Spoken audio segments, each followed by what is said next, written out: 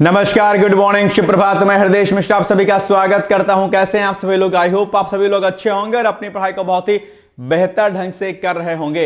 ये जो current affairs आपको डेली मॉर्निंग में दिया जाता है, ये दरअसल आपके सभी वनडे एग्जाम के साथ साथ में आपका यूपीपीसीएस, यूपीएससी और आरओ एआरओ एग्जाम के लिए क्या रहता है, महत्वपूर्ण होता है। तो आपके हित मित्र या जो भी आपके साथी संगी हो उन तक आप चाहें तो ये हमारा वीडियो शेयर कर सकते हैं या अपने व्हाट्सएप पे आप लगा सकते हैं, तो उन तक ही पहुंच जाएगा। ठीक है, क्योंकि हमारा टारगेट है कि आगामी जो भी परीक्षाएं आपकी होने वाली हैं, उन परीक्षाओं में आपका एक भी जो प्रश्न है वो गलत ना होने पाए और आप करंट अफेयर्स में बेहतर प्रश्न कर पाए। तो आइए बिना देरी के आज की सेशन को हम करते हैं स्टार्ट और देखते हैं कि आज का पहला टॉपिक क्या। लेकिन उसके पहले जो हमने कल आपसे प्रश्न पूछा था, यानी कि 27 तारीख को, कि मोदी युग में भारत का आर्थिक सशक्तिकरण पुस्तक का विमोचन किसके द्वारा किया गया, आप सभी लोगों ने सही उत्तर बताया था। इसके लिए आपको बहुत बहुत धन्यवाद और सभी लोगों को मेरी तरफ से एक एक चॉकलेट, और आप लोगों ने जो जन्मदिवस पर मेरी शुभकामनाएं दी थी उसका भी बहुत बहुत धन्यवाद। और मेरी तरफ से सभी लोग जो है 5-5 रुपए वाली चॉकलेट या जितना भी मन करेगा उतना खा लीजिएगा। अकाउंट नंबर आप लोग भेज दीजिएगा, मैं आपको पैसे भेज दूंगा। ठीक है, खुश? तो बहुत बहुत धन्यवाद है कि आपने इतनी विशेष दी और मैं उम्मीद करता हूं कि मैं आपके लिए अपना जीवन समर्पित करता हूं और आपके लिए जितना मैं कर सकता हूं उससे ज्यादा मैं करने का प्रयास करूंगा। आप मेरा सपोर्ट, मेरा साथ, मेरा सहयोग हमेशा आप लोगों के साथ में रहेगा, इसलिए बहुत बहुत धन्यवाद आपकी इन शुभकामनाओं के लिए, बहुत बहुत धन्यवाद। चलिए आइए आज के हम लोग बढ़ते हैं और राष्ट्रीय बाल पुरस्कार के बारे में बात करते हैं। इसके बारे में मैंने एक प्रश्न कराया था, एक टॉपिक। तो 26 दिसंबर को दरअसल प्रतिवर्ष राष्ट्रीय बाल पुरस्कार जो है, या राष्ट्रीय बाल एक तरीके से कहते ना कि बाल पुरस्कार प्रतिवर्ष 26 जो दिसंबर होता है उसको मनाया जाता है। ठीक है, और अभी इसमें क्या हुआ है कि अंतरराष्ट्रीय स्तर पर तेजी से उभर रहे बिहार के एक खिलाड़ी हैं भाई साहब, कौन है? वैभव सूर्यवंशी। क्या वैभव सूर्यवंशी को राष्ट्रपति द्रौपदी मुर्मू ने 26 दिसंबर को प्रधानमंत्री राष्ट्रीय बाल पुरस्कार से सम्मानित किया। यह पुरस्कार कई बार आप एग्जाम में आता है कि किसको खासकर सम्मानित किया गया है, और पिछले एक साल में वैभव सूर्यवंशी ने हर फॉर्मेट में देश विदेश में अपनी बल्लेबाजी से दुनिया भर के क्रिकेट फैंस को हैरान किया है। उनकी असाधारण बल्लेबाजी क्षमता और प्रदर्शन को देखते हुए ही उन्हें इस समाज के लिए क्या किया गया है, चुना गया है। ठीक है, और 2025 उनके लिए खास रहा है, अपने आप पे बड़े सारे प्रदर्शनों आदि को इन्होंने किया है। ठीक है, वैभव ने 35 गेंद पर, देखो इसकी शुरुआत आईपीएल 2025 में राजस्थान रॉयल्स की तरफ से खेलते हुए गुजरात टाइटंस के खिलाफ शतक लगाने से हुई थी। वैभव ने 35 गेंद पर शतक लगाते हुए लीग में सबसे तेज शतक लगाने वाले भारतीय का रिकॉर्ड अपने नाम कर लिया। आईपीएल 2025 के 7 मैचों में उन्होंने 252 रन बनाए थे। इसके अलावा वैभव ने हाल ही में अंडर 19 एशिया कप में शतक लगाया। वैभव ने यूथ वनडे में भी शतक वो लगा चुके हैं, एक बढ़िया खिलाड़ी अपने आप में है।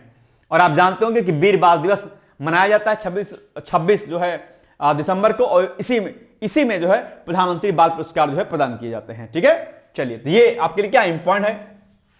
इस अवसर पर वीरता, कला एवं संस्कृति, पर्यावरण, नवाचार, विज्ञान एवं प्रौद्योगिकी, सामाजिक सेवा और खेल जैसे क्षेत्रों में असाधारण प्रतिभा का प्रदर्शन करने वाले बच्चों को प्रधानमंत्री राष्ट्रीय बाल पुरस्कार से सम्मानित किया जाता है। अलग अलग क्षेत्रों में जो अलग अलग युवा जो यूथ होते हैं, जो अपना बेहतर कार्य करते हैं, उनको यह पुरस्कार दिया जाता है। ठीक है, चलिए इसके अलावा पीएम मोदी ने गुरु गोविंद सिंह की जयंती के अवसर पर 9 जनवरी 2022 को उनके पुत्रों सहित साहिबजादे बाबा जोरावर सिंह और बाबा फतेह सिंह की शहादत की याद में 26 दिसंबर को वीर बाल दिवस के रूप में मनाने की घोषणा की थी अपने आप में। ठीक है, ये 22 में निर्णय लिया गया था। ठीक है, वीर बाल दिवस के रूप में मनाने का घोषणा की गई थी। ये बहुत अच्छी बात है अपने आप में। ठीक है, चलिए अब आप बताइए कि अभी हाल ही में बिहार के किस उभरते क्रिकेटर को राष्ट्रपति द्रौपदी मुर्मू द्वारा प्रधानमंत्री राष्ट्रीय बाल पुरस्कार से सम्मानित किया गया?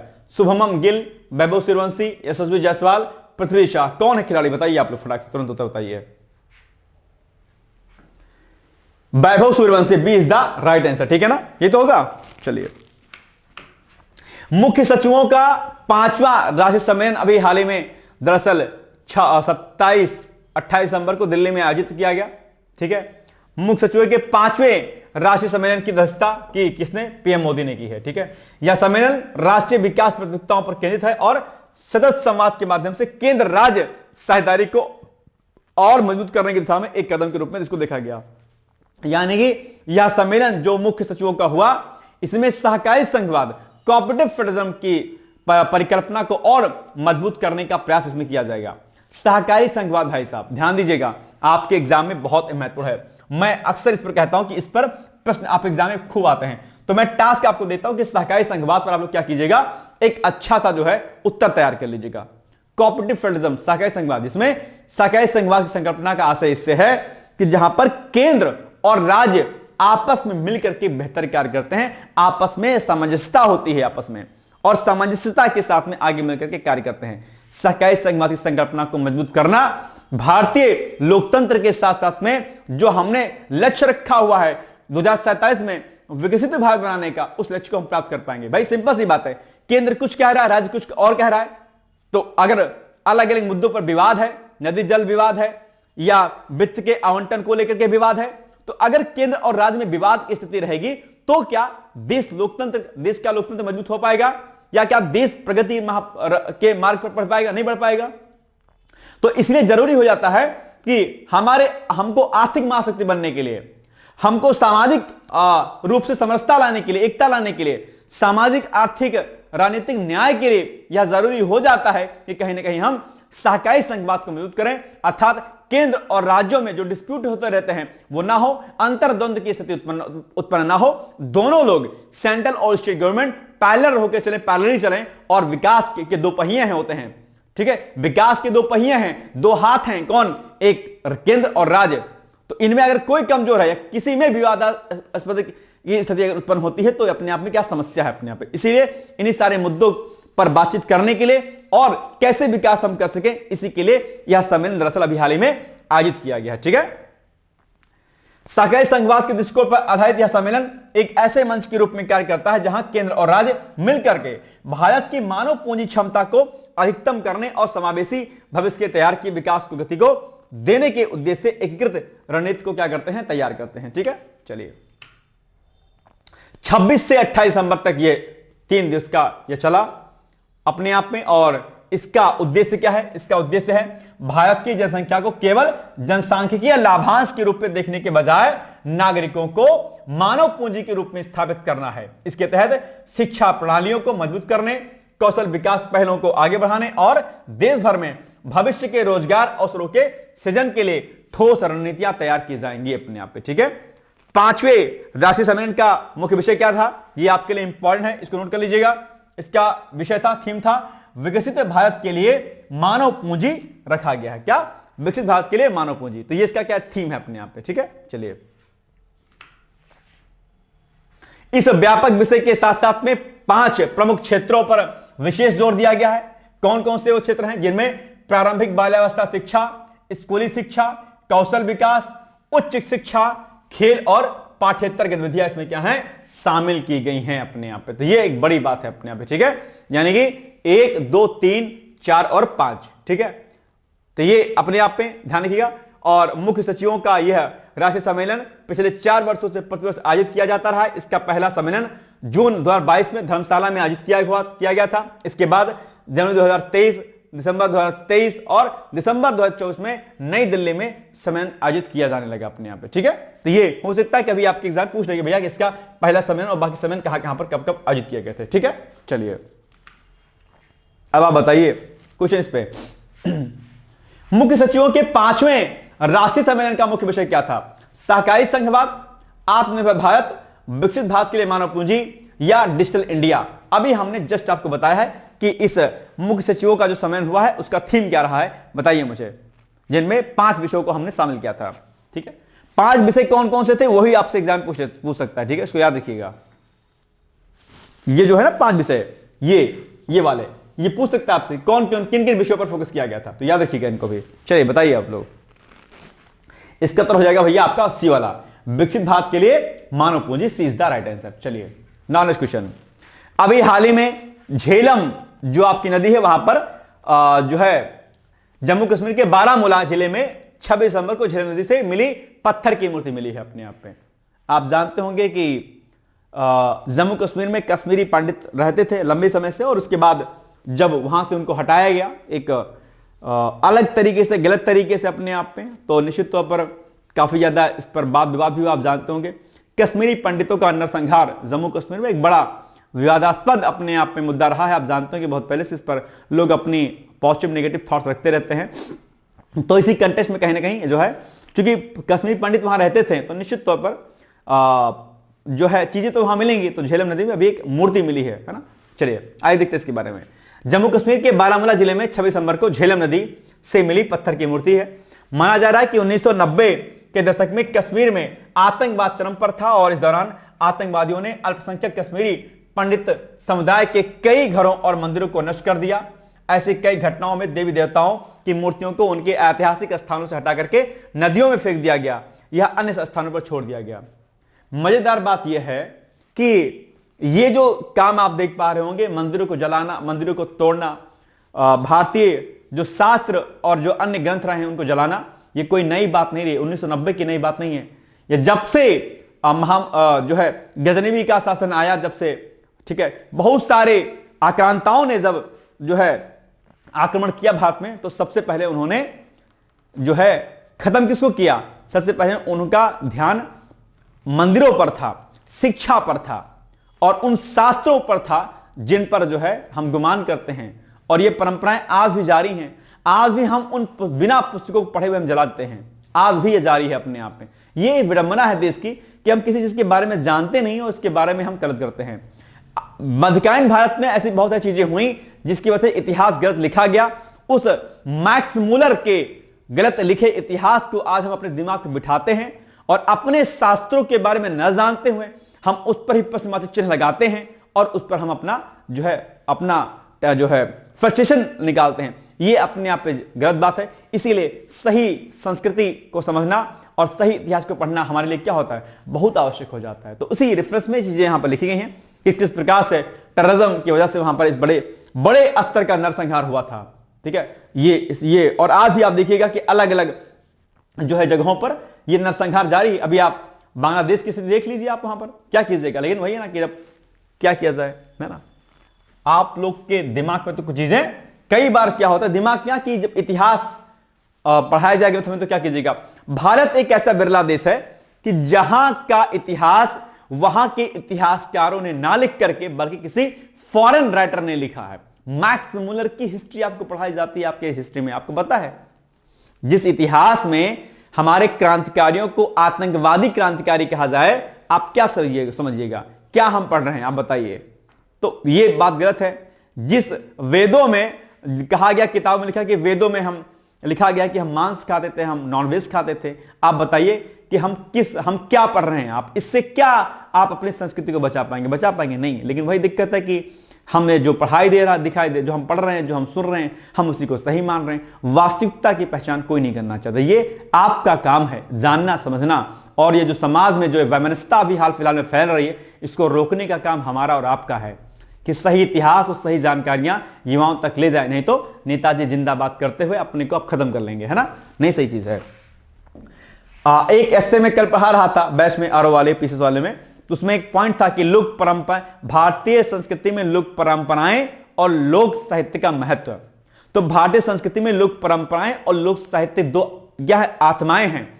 अगर हमने अपने साहित्य को, अपने परंपराओं को, यानी कि जो आयोजन मेले त्योहार आदि होते हैं उनको अगर हमने खत्म कर दिया, सही लिटरेचर अगर हमने नहीं पढ़ा, तो भारतीय संस्कृति का सर्वनाश होना सुनिश्चित है अपने आप में। ठीक है, इस पर ऐसे आता है, लिख लीजिएगा, भारतीय संस्कृति में लोक परंपराओं और लोक साहित्य का महत्व। लिखिए इसको और नोट कीजिएगा इसको। ठीक है, ऐसे लिखने का प्रयास कीजिएगा इस पर। चलिए, कश्मीर में कुछ सबसे प्राचीन हिंदू मंदिर स्थल स्थित है, जिनमें श्रीनगर में भगवान शिव को समर्पित प्रतिष्ठित शंकराचार्य मंदिर, सूर्यदेव को समर्पित 9वीं शताब्दी का खंडहर हो चुका मार्तंड सूर्य मंदिर। ठीक है, अवंतीपोरा में नदी किनारे स्थित अवंती स्वामी और अवंतीश्वर मंदिरों के खंडहर और पांद्रेथन का प्राचीन शिव मंदिर शामिल है। इस क्षेत्र में तुल्लान मुल्ला का खीर भवानी मंदिर, हरिपर्वत का सारिका माता मंदिर जैसे पूजनीय स्थल भी हैं, जो कश्मीर की समृद्ध शैव और वैष्णव विरासत को क्या करते हैं, दर्शाते हैं अपने आप में। ठीक है, लेकिन आज जम्मू कश्मीर में क्या स्थिति है आप जानते होंगे। भला हुआ 370 हट गया, नहीं तो क्या होता आप जानते होंगे। ठीक है, 370 पे भी अलग अलग लोगों की अलग अलग राय है। क्या कीजिएगा, अपने ही देश के लोगों को जब कोट किया जाता है पाकिस्तान में, देखो तुम्हारे नेता ने ये कहा, तब बताइए क्या कीजिएगा भाई साहब। अवंतीपोरा में स्थित अवंती स्वामी और अवंतीश्वर मंदिर किसके शासनकाल से संबंधित है? कुषाण वंश, गुप्त वंश, कारकोटा वंश या फिर लोधी वंश? बताइएगा मुझे, इसका उत्तर क्या हो जाएगा एग्जैक्टली। अब ऐसे देखो चर्चाओं में न्यूज कैसा था, लेकिन देखो प्रश्न कैसे बन गया आपके एग्जाम में, है ना? ऐसे बनता है प्रश्न बॉस, ठीक है। फिर कहेंगे अरे सर आउट ऑफ सिलेबस आ गया। अरे आउट ऑफ सिलेबस नहीं आ गया, आपने अपने दिमाग को सही से केंद्रित नहीं किया, इसलिए आप नहीं कर पाते प्रश्नों को। अवंतीपुरा में स्थित अवंती स्वामी और अवंतीश्वर मंदिर किसके शासनकाल से संबंधित माने जाते हैं? आई थिंक कारकोटा वंश होगा शायद, है संभवतः सी होना चाहिए जहां तक। बिल्कुल सही बात है, सी इज द राइट आंसर। चलिए LVM-3F6 का सफल परीक्षण अभी जो है किया गया है, इसका लॉन्च किया गया है, सफल लॉन्च किया गया है। तो इसरो ने 25 दिसंबर को, ठीक है, 25 दिसंबर को बड़ी सफलता हासिल करते हुए LVM-3M6 का सफल प्रक्षेपण सफल लॉन्च किया। इसका भारत के इसरो के LVM-M6 मिशन ने 6+ टन के blue bird block 2 communication satellite को सफलतापूर्वक लो अर्थ ऑर्बिट में क्या किया है? पहुंचाया है अपने आप, ठीक है। यह धरती से लॉन्च किया गया अब तक का सबसे भारी सैटेलाइट है। यह उपलब्धि भारत की बढ़ती लॉन्च क्षमताओं और अंतरिक्ष क्षेत्र में स्वदेशी इनोवेशन की लगातार प्रगति को दिखाती है, जिससे प्रधानमंत्री मोदी के मार्गदर्शन में आत्मनिर्भर भारत के विजन को मजबूती मिलती है। मानिए मेक इन इंडिया और मेड इन इंडिया जैसे कार्यक्रमों को मजबूती मिलती है, ठीक है। चलिए आज भारत देश आत्मनिर्भरता की ओर बढ़ रहा है। डिफेंस सेक्टर में हमने इसको खूब मजबूत करने का प्रयास किया, यह बहुत अच्छी बात है अपने आप में, ठीक है। चलिए बताइए बात आप लोग इस प्रश्न पर।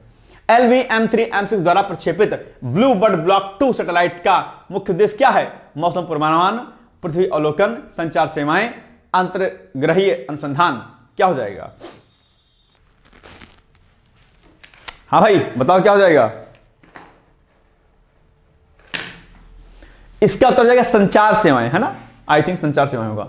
सी इज द राइट आंसर, संचार सेवाएं। देखते हैं क्या होगा इसका उत्तर, ठीक है, सी इज द राइट आंसर। चलिए राजस्थान की एक पंचायत के द्वारा महिलाओं के स्मार्टफोन उपयोग पर लगाए गए प्रतिबंध और उसकी वापसी, ये इस पर आप लोग की मैं राय जरा चाहता हूं। देखते हैं आप लोग कितना आप लोग जो है समझदार हैं।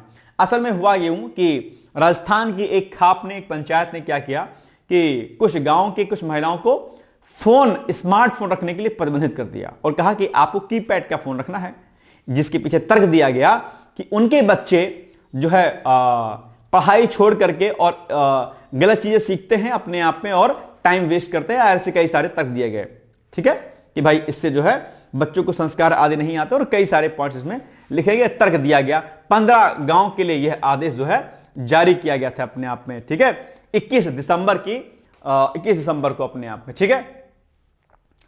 तो मोबाइल की लत लगती है, आंखें खराब हो जाती हैं इससे और कई प्रकार के जो है दिक्कतें बच्चों को आती हैं। इसलिए जो घर की महिलाएं हों वो क्या करें, स्मार्टफोन ना रखें बल्कि कीपैड वाला फोन रखें। लेकिन इस पर मानवाधिकार जागृत हो गए अपने आप में, है ना। उन्होंने कहा नहीं नहीं नहीं, ये तो महिलाओं के अधिकारों का जो हनन हो रहा है, ऐसा कैसे हो सकता है। न जाने अलग अलग संगठन आने लगे और फिर एक आपातकालीन बैठक बुलाई गई और फिर इस आदेश को क्या कर लिया गया, वापस ले लिया गया। अब जरा एक बात आप लोग बताइए, ठीक, एक बात कि अगर यह निर्णय लिया गया था आपके बिहाफ पे, यह जो निर्णय लिया गया कि इससे बच्चों में बुरी आदतें आती हैं, बच्चों का मन मस्तिष्क खराब होता है, उनका माइंड डिस्टर्ब होता है, मानसिक और आत्मिक शक्ति दुर्बल होती है अपने आप पे, इन्हीं सभी आधारों पर डिसीजन लिया गया था। तो अब आप बताइए कि यह डिसीजन सही था या गलत था। आपकी मैं राय जानना चाहता हूं, देखता हूं कि आप कितने समझदार हैं। ध्यान दीजिएगा, इसको इस पॉइंट ऑफ से मत सोचिएगा कि महिलाओं का इससे अधिकारों का हनन होता है। हालांकि आप इस बात पर सोचते तो अपना कमेंट का आंसर दीजिएगा, लेकिन बहुत ध्यानपूर्वक इस बात को समझने का प्रयास कीजिएगा। मैं देखता हूं कि इस पर आपकी क्या रहे। इसी से मिला जुला हुआ डिसीजन ऑस्ट्रेलिया में अभी लिया गया था बॉस। ऑस्ट्रेलिया जो हमसे कहीं गुना ज्यादा डेवलप कंट्री है, वहां पे डिसीजन लिया गया, वहां पर लागू हो गया 18 साल तक के बच्चों के लिए। याद है ना आपको, कुछ ऐसा डिसीजन यहां पर भी लिया गया। आप बताइए दोनों डिसीजन में क्या अंतर है, क्या सही क्या गलत है, मैं आपके कमेंट का वेट करूंगा, ठीक है। देखते हैं आपका जोर कितना है, ठीक है। तो डिसीजन अभी वहां पर लिया गया था और खासकर जो है कैमरा और इंटरनेट वाले स्मार्टफोनों पर बैन लगाया गया था, ठीक है। हालांकि खाप का कहना था कि ये आपकी व्यक्तिगत चीजें भी हैं, थोपा नहीं गया आदेश है, आप चाहें तो ऐसा कर लीजिएगा ताकि बच्चों का भविष्य ना बर्बाद हो, है ना। बच्चों का भविष्य ना बर्बाद हो, क्योंकि पहली गुरु कौन होती है बच्चों की, मां होती है। पहली पाठशाला उसका अपना घर, और पहली गुरु उसकी मां, दूसरा गुरु उसकी पिता, और फिर कोई और नहीं होता है। तो अब आप बताइए क्या सही है आपके लिए, ठीक है। जैसे अभी मैं टीचर हूं और मैं हाथ में बोतल लेकर के मैं आपको पढ़ाऊं या ड्रिंक करके पढ़ाऊं, अब आप बताइए इसे आप मेरी स्वतंत्रता कहेंगे कि हाँ हाँ मैं तो कुछ भी पीऊं खाऊं, तुमसे क्या मतलब, मैं तो पढ़ा रहा हूं, पढ़ाओ तुम। तो बोतल पीते हुए स्मोक करते क्या मैं आपको पढ़ा सकता हूं? इसका इंपैक्ट आप पर क्या जाएगा बताइएगा। कुछ कुछ ऐसा डिसीजन यह भी है, मैं आपकी राय चाहता हूं इस पर, बताइएगा। ये केस स्टडी में आ सकता है, इंटरव्यू पूछा जा सकता है प्रश्न, ठीक है। इसलिए आए बाएं ताए का नहीं पूछा मैंने, आपकी बुद्धि, आपका तर्कसंगता मैं देखना चाहता हूं कि कितना आप आईक्यू लेवल आपका अच्छा है, बताइएगा इसको।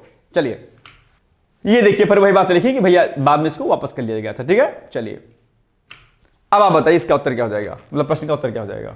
दिसंबर 25 में राजस्थान की एक पंचायत द्वारा महिलाओं के स्मार्टफोन उपयोग पर लगाए गए प्रतिबंध और उसकी वापसी के संदर्भ में निम्नलिखित कथनों पर विचार कीजिए। यह विवादास्पद आदेश जालोर जिले की सुधमानता पट्टी पंचायत द्वारा जारी किया गया था। पंचायत ने तर्क दिया था कि स्मार्टफोन से बच्चों और मोबाइल की लत बढ़ रही है और उनकी आंखों को रोशनी खराब हो रही है, इसलिए महिलाओं को केवल कीपैड फोन का उपयोग करना चाहिए।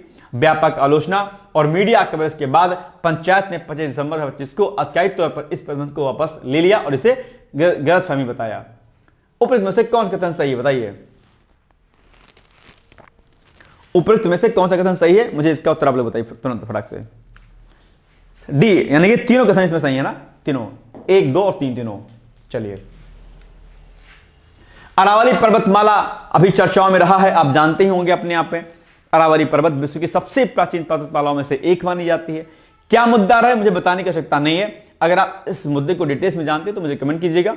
बाकी आइए इसके पॉइंट को पढ़ लेते हैं। केंद्र सरकार ने अभी हाल ही में एक महत्वपूर्ण कदम उठाते हुए अरावली पर्वतमाला के पूरे विस्तार क्षेत्र में नए खनन पट्टों को यानी कि न्यू माइनिंग लीज की मंजूरी पर रोक लगा दी है भाई साहब, ठीक है। बड़ी अच्छी बात है।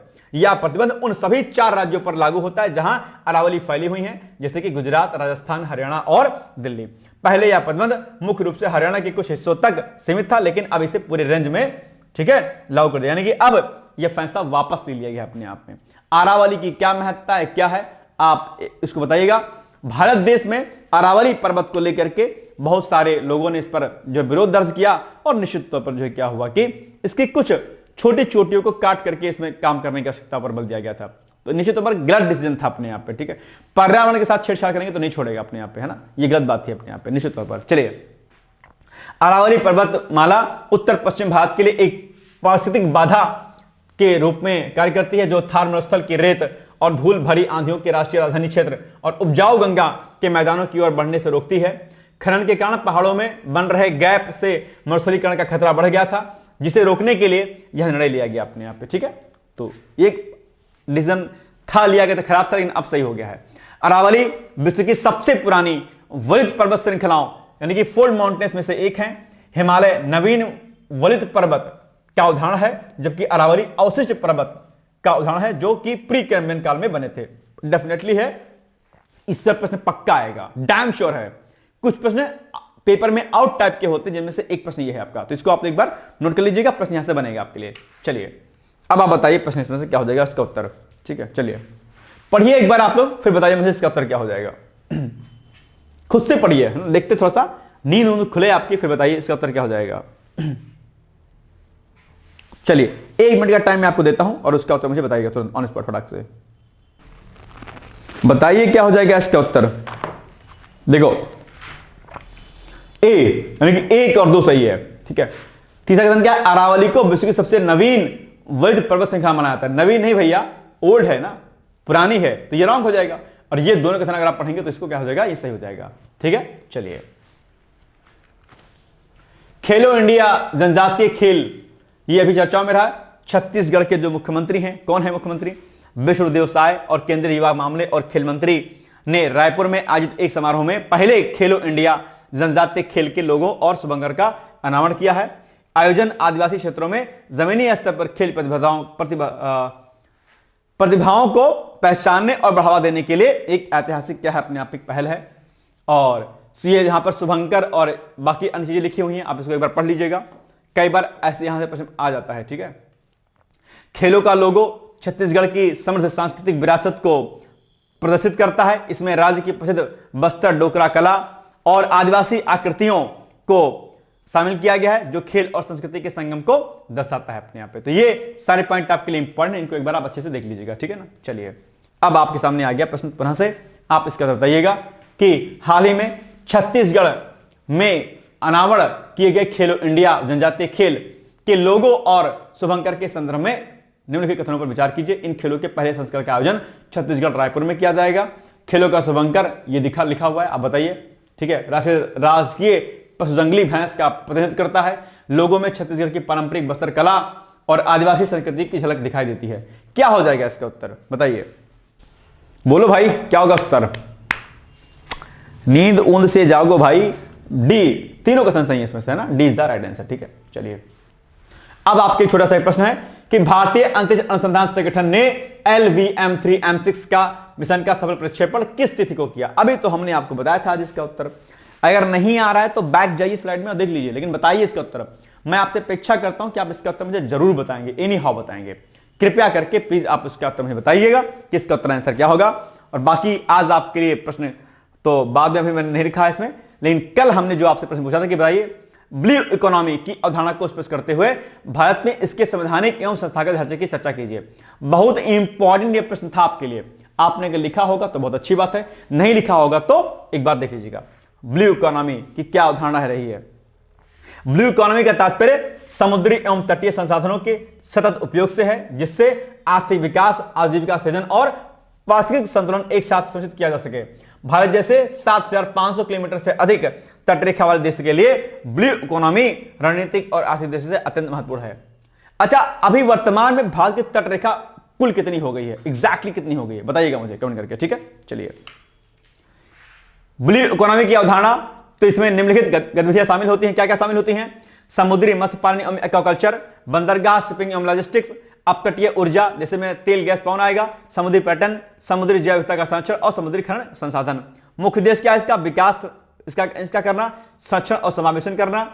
भारत में ब्लू इकोनॉमी का संवैधानिक ढांचा, तो अनुच्छेद 21 क्या कहता है? स्वच्छ पर्यावरण और समुद्री परिस्थिति का संरक्षण जीवन के अधिकार का हिस्सा है। निधि निश्चित तत्वों में भी इसका प्रावधान है। अनुच्छेद 48A पर्यावरण और प्राकृतिक संसाधनों का संरक्षण। अनुच्छेद 39B प्राकृतिक संसाधनों का समान वितरण। भाई साहब ये सब पूछा जाता है एग्जाम में, प्री में, याद कर लो इसको, भी मत छोड़ देना, ठीक है। और इसको देखा करो क्या क्या पॉइंट लिखे गए हैं, ठीक है। अगला 7वीं सूची में, संघ सूची में समुद्री व्यापार शिपिंग पर जो बात की गई है। राज सूची में मत्स्य पालन को शामिल किया गया है। समुद्री सूची को पर्यावरण संरक्षण के लिए शामिल किया गया। अनुच्छेद 253 अंतरराष्ट्रीय समुद्री संधियों को लागू करने की शक्ति भी दी गई है। तो ये सारे संवैधानिक प्रावधान हैं ब्लू इकोनॉमिक से कोरिलेट करते हुए अपने आप पे, इसके रेफरेंस में। तो ये अच्छे पॉइंट है, निश्चित तौर पर आप इसको याद कीजिएगा, समझिएगा इसको, ठीक है। भारत में ब्लू इकोनॉमी का संस्थागत ढांचा, तो प्रमुख मंत्रालय पृथ्वी विज्ञान मंत्रालय, ब्लू इकोनॉमी नीति का नोडल मंत्रालय है अपने आप पे। पत्तन, पोत, परिवहन एवं जलमार्ग मंत्रालय भी इसमें कार्य करता है। मत्स्य पालन, पशुपालन एवं डेयरी मंत्रालय कार्य करता है इसमें। पर्यावरण, वन एवं जलवायु परिवर्तन मंत्रालय भी मिलकर काम करता है इसमें। प्रमुख संस्थान की बात करते हैं तो राष्ट्रीय समुद्री प्रौद्योगिकी संस्थान इसके लिए है। राष्ट्रीय समुद्री सूचना सेवा केंद्र है। सागरमाला विकास कंपनी है। भारतीय तटरक्षक बल इसके लिए काम करता है। तो ये सारी चीजें हैं। और नीतियां पहल की बात करें तो ड्राफ्ट ब्लू इकोनॉमी नीति 2021 में अपनाई गई। सागरमाला परियोजना बड़ा इंपॉर्टेंट है, इसके बारे में अक्सर प्रश्न पूछा ही जाता है आपसे।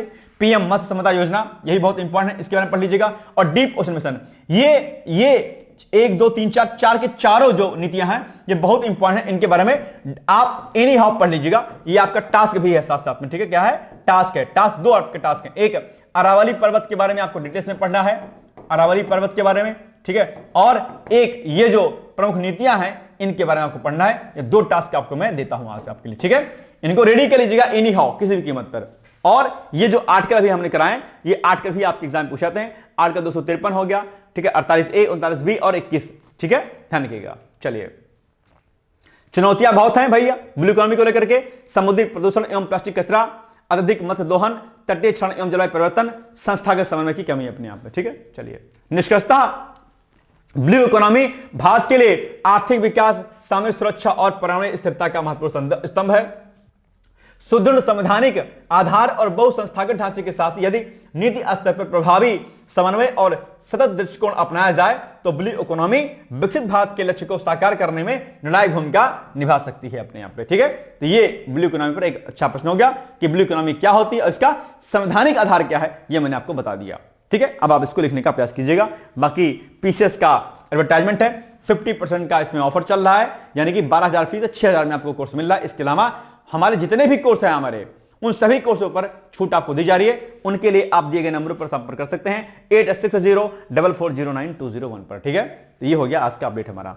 बाकी ये देखिए सारे कोर्सेज पर जितना फ्लैट डिस्काउंट लिखा है सब एक एक करके यहां पे लिखा गया है। आप इसको जूम करिए, ये यहां पर रियल फीस है, ये कूपन कोड है और कूपन कोड को लगाने के बाद ये सारी फीस आपकी हो जाएंगी। ये जितने हमारे कोर्स चलते हैं आपको, तो ये एक बार आप देख लीजिएगा।